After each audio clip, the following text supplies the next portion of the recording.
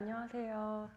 저는 내 방의 작은 식물은 언제나 나보다 큽니다를 쓴 저자 김파카라고 합니다. 저는 오늘 최선의 하루를 위한 식물 루틴이라는 주제로 짧은 식물 이야기를 좀 준비했고, 여러분들 식물 잘 키우시나요? 집에 식물이 있으신지 좀 궁금하네요. 처음부터 식물을 잘 키우는 사람은 아마 없을 거예요. 저도 식물에 관심을 갖게 되고부터 식물 킬러 시절을 지나서 또 관심이 생기니까 좋아하게 되고, 또 좋아하니까 더 알아보게 되고 하면서 식물을 어떻게 대해야 되는지 이런 것들을 이제 알게 되면서 식물 킬러 시절부터 그런 이야기들을 이 책에 썼고요. 제가 오늘 PPT를 준비했는데 한번 같이 보실게요. 제가 식물 키우게 된 계기는 그냥 사실 식물이 제가 독립을 하면서부터 시작된 것 같아요. 제가 이제 처음 독립을 했을 때 이게 집이라고 해야 될지 방이라고 해야 될지 좀 모르는 그런 햇빛이 잘 안 들어오는 원룸에서 이제 독립을 시작했거든요. 근데 이 집 안에 왠지 식물을 이제 두고 싶은 거예요. 같이 얘가 식물이 있으면 되게 좋겠다. 약간 그런 막연한 그런 생각으로 이제 식물을 하나씩 들이기 시작했습니다.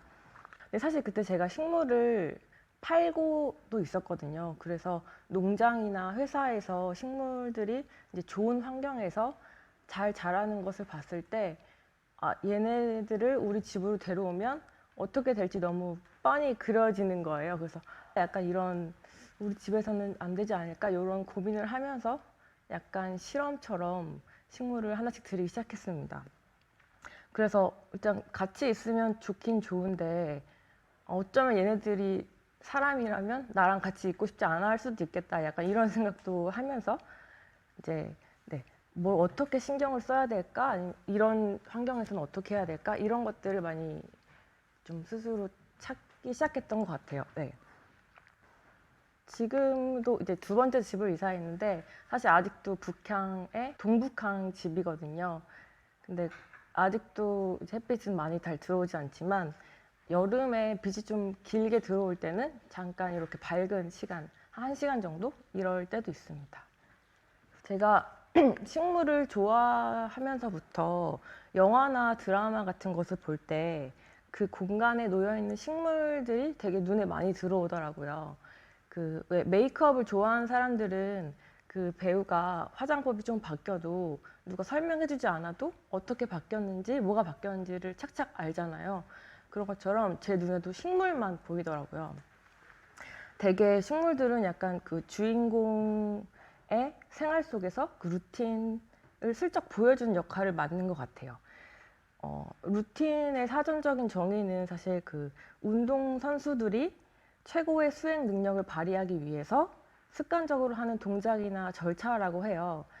근데 뭐 예를 들어서 영화 그 러브픽션을 보면 소설가로 나오는 하정우가 소설을 매일 쓸 때마다 꽃병에 꽃을 사서 두거든요.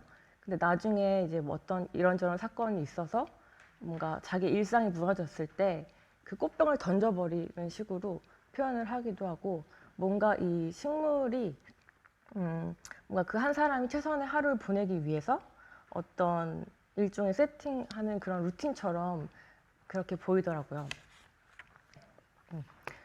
혹시 마이크로벤 가솔린이란 영화 보신 분 계신가요?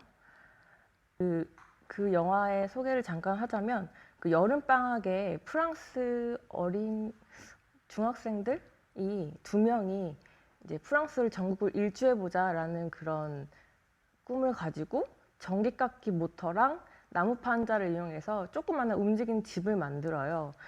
근데 이제 그 집의 마무리에 이제 꽃 화분을 2개를 이제 딱 놓는데, 그 다른 친구가 이렇게 말해요. 꽃이 너무 많지 않아? 너무 이 집에 비해서 많다고 느낀 거죠. 근데 그 다른 친구는 아니야, 이제 좀 집 같아 보여 라고 이렇게 말을 해요. 근데 제가 그 장면에서 너무 피식 웃었는데, 그렇게 말한 친구가 극 중의 캐릭터에서 오토바이를 되게 좋아하고 늘 몸에서 기름 냄새가 나고 가죽 점퍼를 즐겨 입는 아이가 그렇게 말을 하니까 너무 재밌는 거예요. 왠지 그 아이의 집이 나오진 않았지만 그 집에는 되게 식물이 많은 것 같다. 약간 이런 상상도 해보게 되고요. 그리고 제가 좋아하는 드라마 중에 그 멜로가 체질이라는 드라마가 있는데 거기에서도 그 주인공이 드라마 감독이 나와요. 그 드라마 감독이 매 작품을 맡은 작품마다 항상 흥행시키는 되게 유명한 감독인데 집 베란다에서 방울토마토를 키웁니다. 그게 너무 저는 굉장히 매력적이다라고 엄청 느꼈어요. 그 마지막 화에 화면에 보이시는 이 장면이 있는데 방울토마토가 시들어 버렸어요. 그래서 그 대사가 굉장히 기억에 남아서 제가 한번 잠깐 설명을 해드리면 시들어 버렸어요. 돌보지 못해서. 그렇지만 실패했다고 생각하지는 않을래요. 우리는 충분히 좋은 시간이 있었으니까. 또 다시 하면 되죠. 열매 나올 때까지 뭐 이런저런 과정이 조금 필요하게 느껴지긴 하지만 싹이 잘 안 나기도 하고 나올 때까지 하는 거죠. 뭐 방울토마토 없이도 살지만 있으면 좋은 거니까 라는 이제 대사로 이제 마무리가 되는데 그 장면이 굉장히 매력적이더라고요. 뭔가 아무것도 아닌 씨앗일 때부터 열매가 되기까지 그 과정을 이해하고 있는 사람처럼 느껴졌고 그 극 중에 나오는 여자 주인공이 신인 작가로 나와요. 그래서 그 신인 작가와 유명한 드라마 감독이 같이 프로젝트를 맡으면서 그 신인 작가를 알아보는 눈이 있는 것 같다라는 느낌이 많이 들었고 뭔가 이 작가가 빨갛게 열매를 맺으려면 얼마큼 시간이 걸리고 또 그 과정에 어떤 정성을 쏟아야 되고 뭔가 그런 걸 아는 사람처럼 느껴지는 거죠. 설령 잘 읽지 못하고 시들어 버렸다고 해도 다시 시작하면 된다고 말하는 그 대사에서 굉장히 매력적이라고 느꼈습니다. 그래서 저도 이런 식물에 대한 뭔가 비밀을 아는 그런 사람들을 보면서 저도 그 비밀을 굉장히 알고 싶었어요.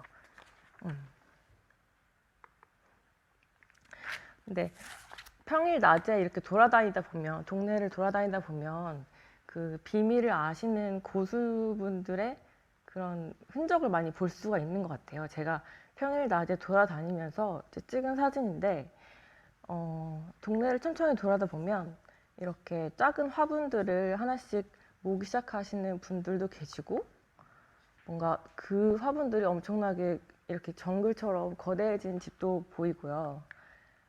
그리고 이렇게 그냥 무심하게 고무 대야 같은 곳에서 식물이 막 자라기도 하고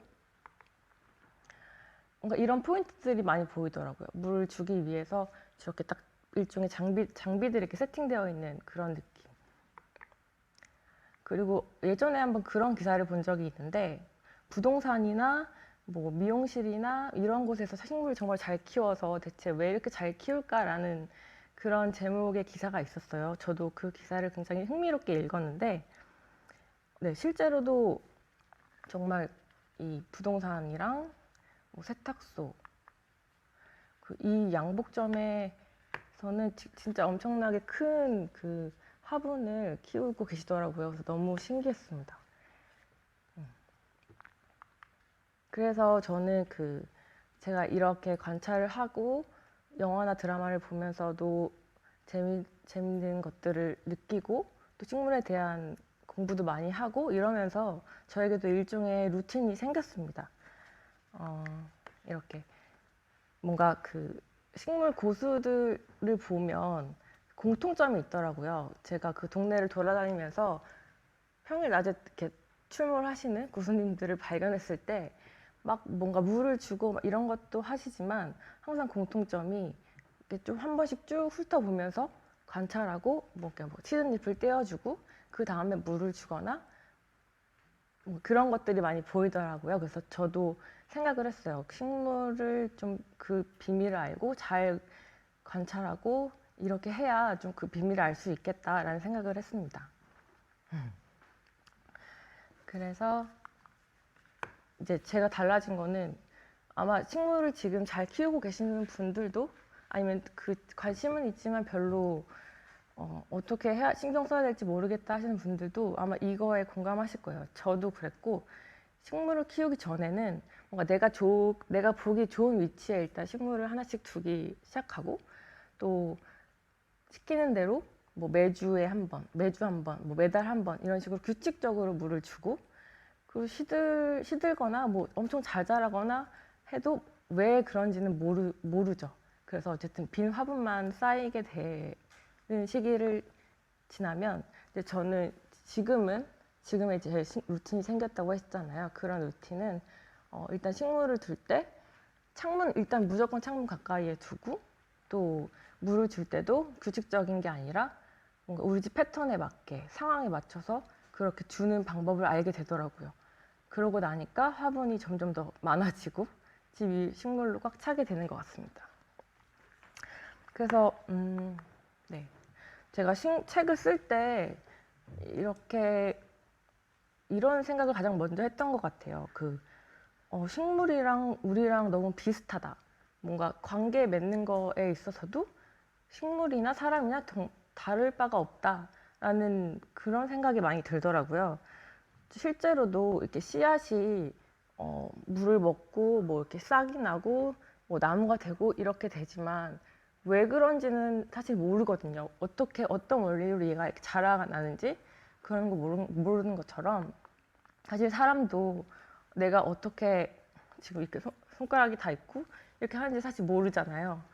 그런 거랑 너무 비슷하고 사실 식물도 말이 없을 뿐이지 정말 닮았다라는 생각을 하면서 이 글을 쓰게 되었고, 네, 그래서 뭔가 우리는 모두 다 좀 각자 다른 씨앗 같다라는 그런 생각을 굉장히 많이 했습니다. 왜 가격도 어떤 식물은 1,000원, 2,000원 하지만 어떤 건 100만 원, 500만 원 하기도 하잖아요. 근데 뭐 그게 뭔가 특별해서 가격이 높다라고 하기보단 그건 우리가 정하는 것이고 사람 입장에서 정하는 것이지 뭔가 진짜로 그 씨앗마다 어떤 너무 특별하고 다른 게 있어서 가격이 다른 건 아닌 것 같아요. 그죠? 뭔가 누가 더 특별하다고 말할 수도 없고 그냥 다 다를 뿐이다 라는 생각을 많이 했습니다.